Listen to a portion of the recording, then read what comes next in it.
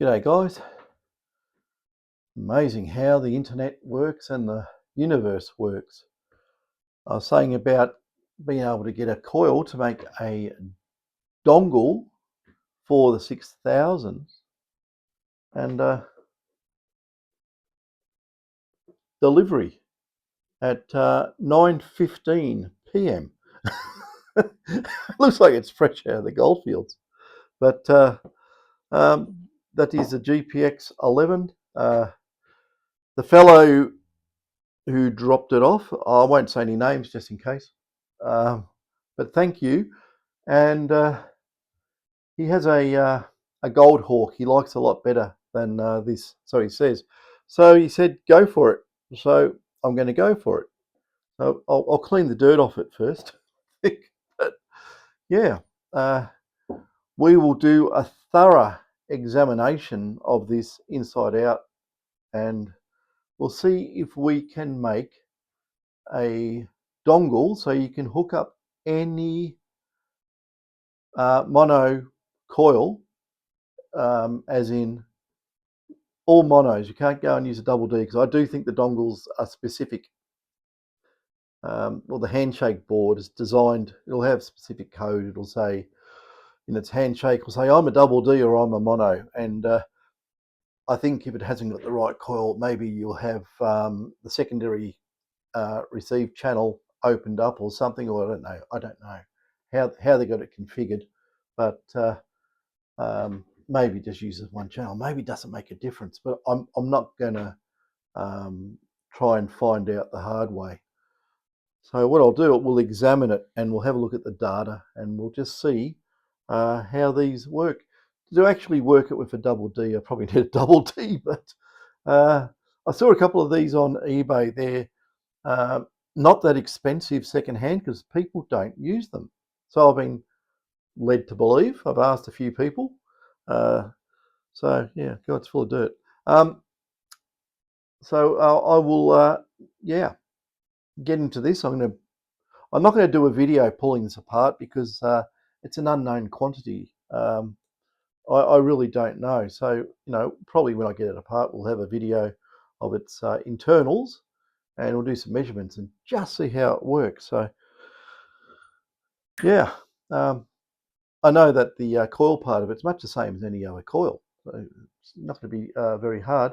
I was going to do a different video tonight. I've got a really good one I was going to show you, and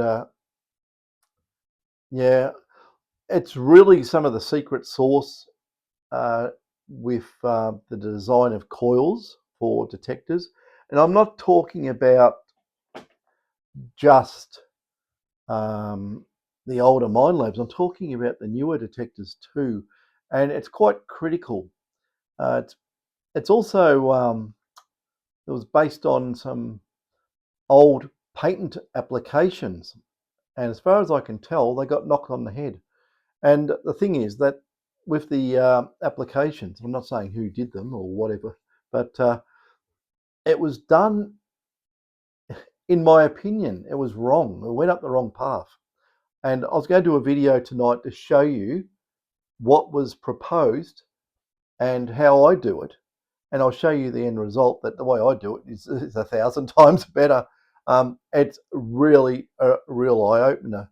The thing is, once I let the cat out of the bag and I do the show and tell, every coil manufacturer or manufacturer will probably change the way they make coils. I'm pretty confident of that. It's been a long day, guys. It's 9:30 and I've been in here all day. So stale air. Yeah, so that's that. I don't know if I should do it now. I probably shouldn't. I'll probably stuff it up. Yeah, fall asleep on the job or something. I don't know. Lose my voice. I'm starting to feel a bit croaky. I'll go have a drink or something. But yeah, I'm getting a bit raspy because stuck in here. It's just the old same air in here. There's no proper ventilation except the gap under the door. And yeah, if electrical equipment on, soldering iron, just yeah, it's got that sort of I don't know, sort of workshoppy, electronics workshop smell to it. And it's probably mixed in with a lot of other things I won't make mention, you know. It's probably mixed in with the odd fart or something as well, I'd say. But that's where we are with this coil. So I'm going to go clean it up anyway, and keep your eyes open for the big discovery. We're going to get an education and find out if I can connect up any Tom, Dick, Harry coil that's been manufactured over the last couple of decades and stick it on a 6000. I think it'll work. I'll even hook. Should I? Yeah, I'll even hook up one of my monos, one of the ones I make, and we'll just compare. I should go and do field tests, shouldn't I? And just show you that there's coils and there's coils. Yeah, a lot of people will be skeptical, saying, "Oh, you can't make a better coil than A, B, or C, or D." But I know I can. I've proved it many a time. But the people I proved it to will never ever mention it. I'll tell you that right now. So we'll keep that quiet for the time being. And I think I don't even have to say a word. If I go out and do side-by-side comparisons, and I'll probably have to go down to Talbot to that really hot ground there, or even into Havelock to the really hot ground there, and do some side-by-side testing. Same detector, just a 6000, and swap the coils over, and you know I'll make them exactly the same size, and you can see the chalk and cheese. You can really make some really good stuff with this, these detectors. You put a bit of time into it, a bit of effort, but yeah, we'll get into it. But anyway, that's how the detecting community is. It's good. It yep, I put the word out, and we had a coil delivered. Fantastic. So, but if anyone does want to donate some money, you can do it at contact@detectormods.com and stick it through PayPal. I'll buy a double D and pull that apart. Uh, we can do all sorts of things. But like, I'm not going to go and spend thousands of dollars on coils. I'd rather sacrifice a coil you're not going to use, and then just dongle it up so you can use any coil on it. It should work. It should work. The other thing too, a fellow we've done, I'm not going to say any names, a long time ago, I put a 12-inch nugget finder Advantage onto an SDC 2300, and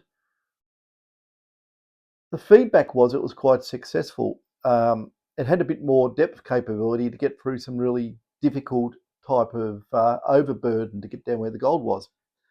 And this fellow, no names again, has gone, and because you could hook any coil to the SDC. It's a bit tricky how you do it, but there's coils that work and coils that don't. And he's made a list of all the coils that do, if you want to change their connector and put a standard GPX 45, or whatever, older detector connector, even an SD2000 is the same connector. So if you want to run any of the old coils on an SDC, he's made up a chart. So I'll have to talk to him first if he wants it made public. I'll probably just read it out or something. I don't want to go and show it word for word, or I could just mention the ones that don't work, I suppose. But he's got it all written down there, and the performance. So putting different coils on the SDC. Now, when you pull apart an SDC, here's me digressing, it's got an extra wire that runs down. And I got some feeling that it could be the way it's configured. It's like an electrostatic shield or part thereof. There's something with the SDC that it can be a little bit touch sensitive or object sensitive. Maybe because it clocks like a screaming banshee or something, and it might be some sort of issue there. I don't know.